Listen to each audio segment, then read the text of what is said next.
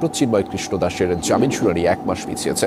চিন্ময় কৃষ্ণের পক্ষে কোনো আইনজীবী উপস্থিত না থাকায় শুনানি পিছিয়ে দেন আদালত। আসসালামু আলাইকুম রহমতুল্লাহ। প্রিয় দর্শক, ব্রেকিং নিউজ। আজকে যে ইসকনের যে ধর্মগুরু নেতা চিন্ময় কৃষ্ণ দাস তাকে আদালতে ওঠানো হয়েছে এবং আদালতে ওঠানোর পর তার পক্ষে কোনো উকিল দাঁড়ায়নি। হ্যাঁ প্রিয় দর্শক, সেই বিষয়টা হয়তো অনেকে জানেন না।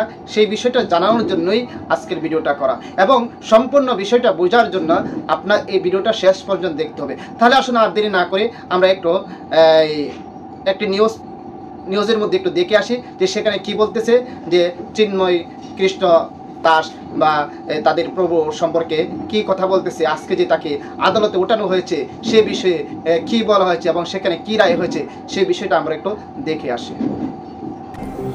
দর্শক, এতক্ষণ শিরোনাম দেখছিলেন, আপনাদের সাথে আছে আমি আহমেদ রেজা। এবার জানাচ্ছি বিস্তারিত। জাতীয় পতাকা অবমাননার অভিযোগে রাষ্ট্রদ্রোহের মামলায় গ্রেফতার সম্মিলিত সনাতনী জাগরণ জোটের মুখপাত্র চিন্ময় কৃষ্ণ দাসের জামিন শুনানি 1 মাস পিছিয়েছে। পরবর্তী দিন ধার্য হয়েছে 2 জানুয়ারি। চিন্ময় কৃষ্ণের পক্ষে কোনো আইনজীবী উপস্থিত না থাকায় শুনানি পিছিয়ে দেন আদালত। এদিকে সাইফুল হত্যায় জড়িতদের বিচার দাবিতে বিক্ষোভ করেছেন আইনজীবীরা। শুনানি ঘিরে জোরদার করা হয়েছে নিরাপত্তা ব্যবস্থা।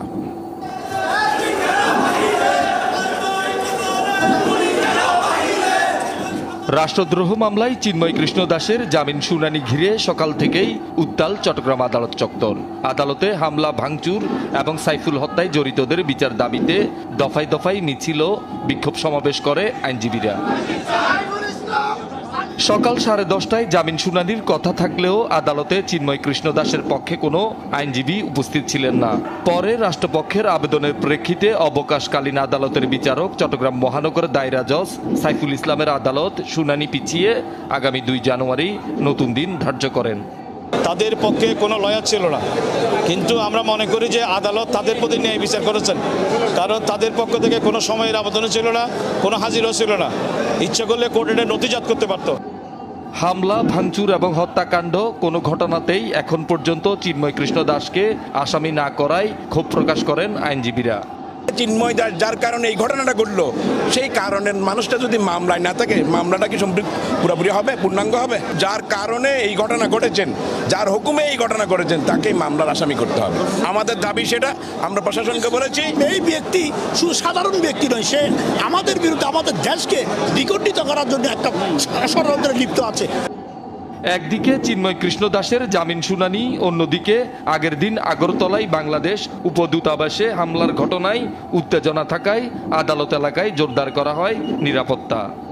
হিসাবে বলছে মানে ফোন করছে ওই জন্য যাওয়ার জন্য ওরা ঢুকতে দিতেছে না, পাওয়ার পরে ঢুকার জন্য।